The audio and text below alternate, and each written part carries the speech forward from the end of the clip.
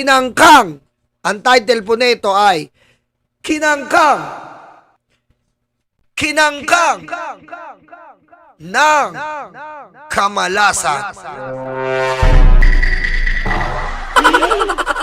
Is serving.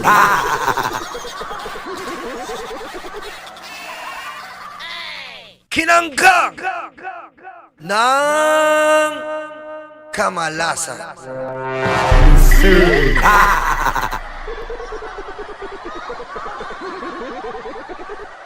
Ayon kay Senator Risa Hentoveros na talagang nagtatrabaho po. Ito ang isa sa mga good senator na nagtatrabaho para sa Pilipino. Hindi po to katulad ni Robin. Para po, maraming salamat po sa ating pinakamagandang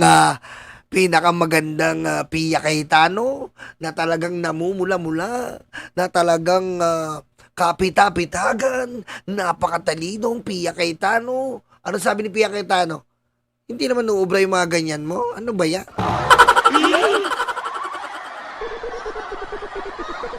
Ano yan? Yung mga ginaganyan mo, Robin. Para kang taka dun. Is serving.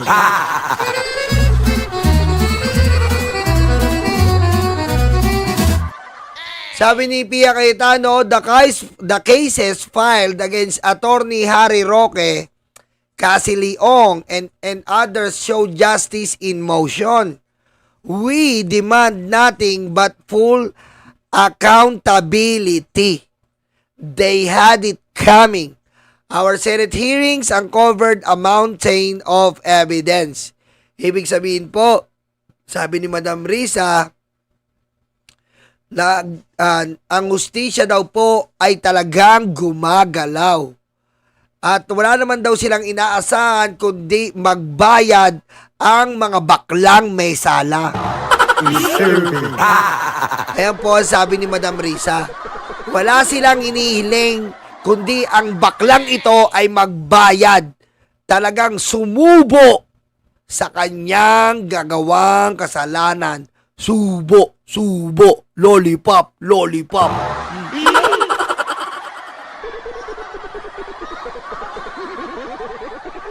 They had, our Senate hearings uncovered a mountain of evidence. Sabi nila, ang aming pagdinig sa Senado ay nakakuha ng gabundok ng mga bakla, na ebidensya. Documents, testimonies, undeniable links. Ayan daw po, mga dokumento, mga testimonya, at mga pag-uugnay na hindi po mapapasinungalingan, mga kanguso. Hindi mo to kailangan mapasinungalingan at hindi mo to kakayanin, baklang Roque. Kinangkang ka ngayon ng kamalasan sa kalandian mo at iyong kasamaan. Ibalik mo na sa mga isda, ibalik mo na sa mga tigapataan ang kanilang kalupaan. Bakla! Kinangkang ka na!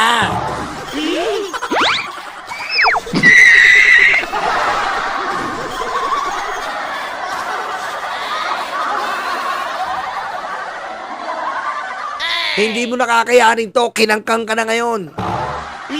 That exposed the depth of their involvement in the Porac Pogo Hub. Ayan na po ang pagkaka-involve ni baklang Roque. All those who played a role in human trafficking, torture, and deceit that enabled the massive illegal operation of Pogo will answer before the law.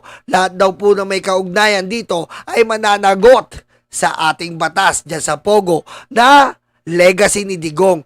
DDS.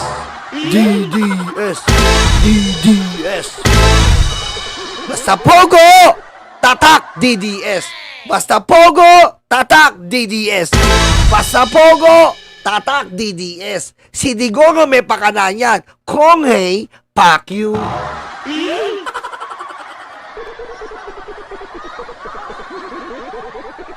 Diba? Pag malaki nyo, kay Digong ang Pogo. Pag malaki nyo, build. Oh. Pag malaki nyo yung pogo ko ngay pakyu.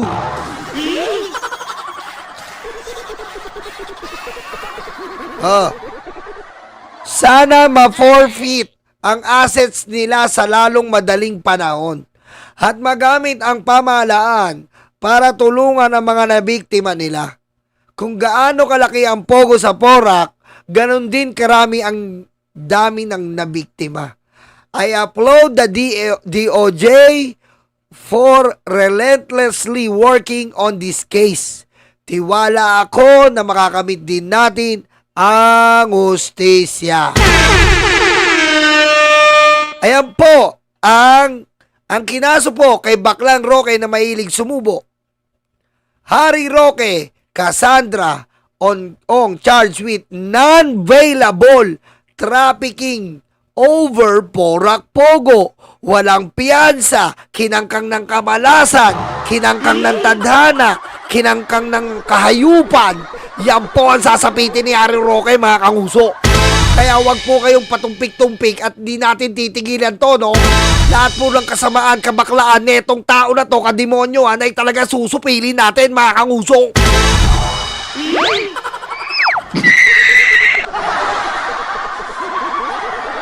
Who is this stupid gun? Stupid gun? Stupid gun?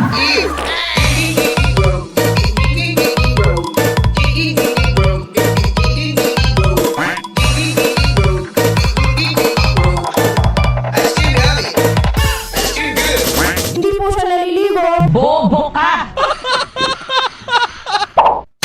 Ito po ang sabi, the judge in Angeles will now have to determine whether there is probable cause to issue an arrest warrant against Roque and Ong and others.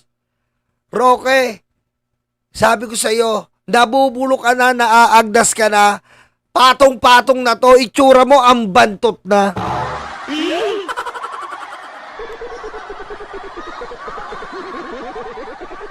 Ha?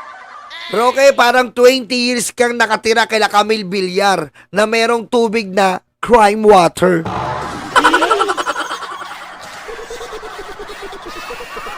Ganun na ang itsura mo, Roque. Ganun ka na kabantot. Ganun ka na kalansa. Ganun ka na kadiri. Ganun ka na kaiw-iw.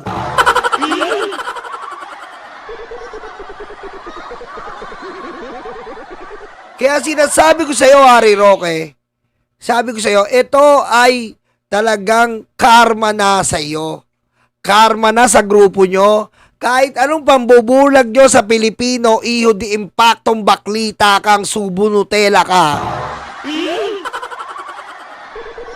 Ito na ang etong mga panahon na to, ito na ang tinatawag na paniningil sa kawalangyaan mo. Sa Bataan pa lang, walang ya ka na.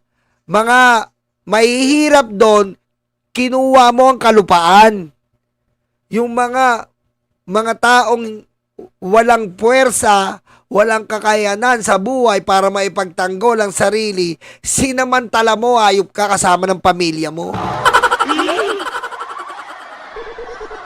Ha? Ngayon, mismo ang Panginoon ang gumagawa ng paraan para managot kang bakla ka sa kademonyoan mo. Yan, isang grupo kayo ng demonyo.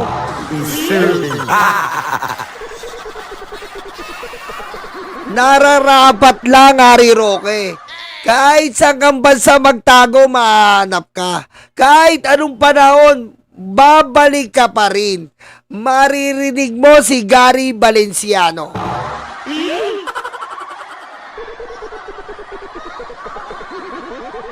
Kahit tagal mo nang nabakla, babalik ka rin.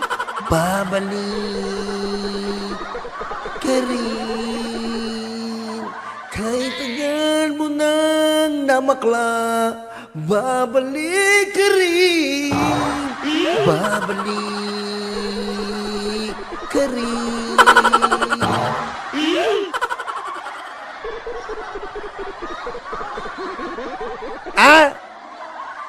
Narinig mo yan?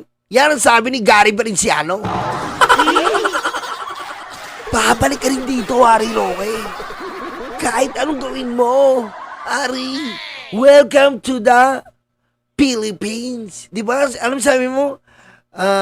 You're the country that sabi niya, you're the country that I love and the country that I have. So come on here. Come on over. Come on over, baby. Come on over. Come on over, baby. Babalik ka rin dito, bakla. Ha? Makakasama mo si Peryong. Tutubuhan ka. Ha? Tutubuhan ka ni Peryong. Sinasabi ko sa iyo at sabi nila sa akin, hindi ka makakaranas ng petroleum jelly. Manual ka. Manual ship.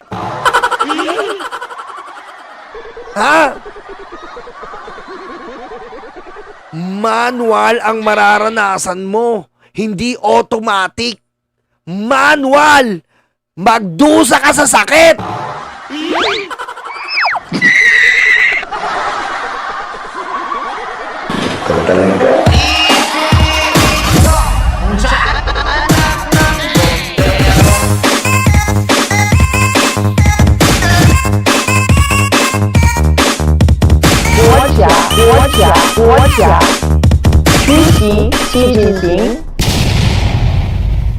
Nakita nyo ba yung tsura ni Ari Roque ngayon? Nakita nyo? Putik, parang isang taon di naligo. Ang bantot, men. Kadiri. Yung kahit dikitan mo siya, nagkakanda iw-iw.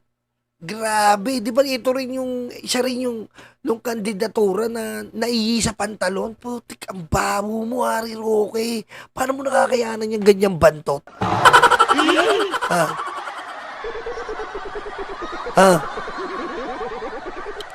Alam mo yun, mga libag, mga karayuma. Ang dami mo ng pera. Nasa iyo lahat ang pera. Nasa iyo lahat eh. Pero yung sarili mo, no, ang bantot mo, umiihi ka na sa pantalon mo, tapos mukha mo para ka naaagnas na nabubulok. Ew.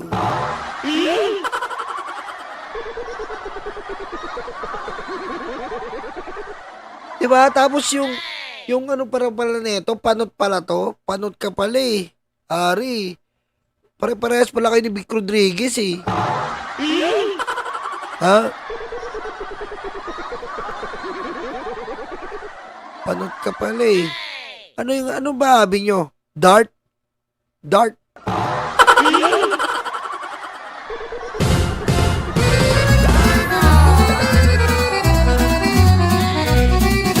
Salbahay kasi ito kaya nakakarma ang hayop na to eh. Yung mga ganyang tao talaga, kahit anong gawin nyo po. Kahit anong gawin nyo, yung mga ganyan tao, makakarma at makakarma yan. Kasi salbahay po kasi talaga to eh. Kung masama lang po talaga mag-wish sa Panginoon, na-wish ko na to eh.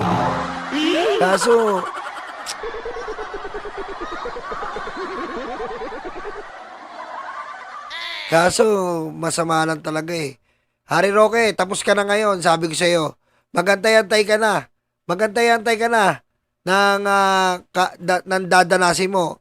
At ikaw, Cassandra Ong. Ito, Cassandra Ong, kasama ka. Pero bago ka maaresto, Cassandra Ong, magkita muna tayo. Mayroon tayong unfinished business.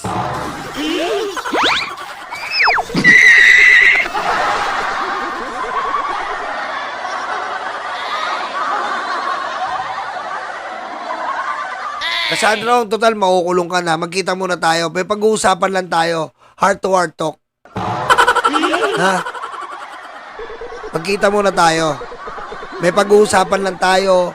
Mga bagay-bagay sa ating dalawa. May papaabot lang ako kay Alice Guo bago kayo magkita. Siyempre, namimiss ko na siya eh. Diba?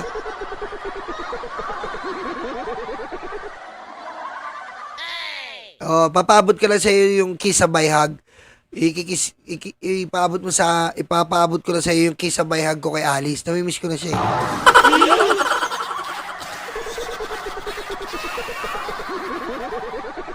Inaamin ko na namimiss kita. Namimiss kita pagkat ikaw pa rin ang baby ko. Deserving. Namimiss kita pagkat ikaw pa rin ang baby ko. Ang baby ko, ikaw pa rin ang alis ko. Namimiss kita.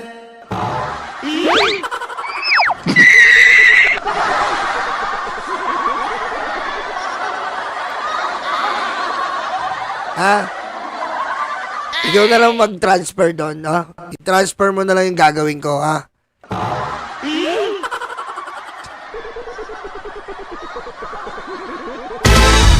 Kami ang bumbero ng Pilipinas, mga bayaning tagapagligtas. Ang paglilingkod sa amin ay likas. Ang bumbero ng Pilipinas, kami ang bumbero ng Pilipinas, mga bayaning tagapagligtas. Ang paglilingkod sa amin ay likas. Ang bumbero ng Pilipinas, ang bumbero ng Pilipinas, ang bumbero ng Pilipinas, ang bumbero ng Pilipinas, ang bumbero ng Pilipinas.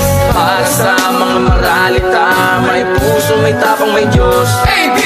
Para sa mga maralita, may puso, may tapang, may Diyos.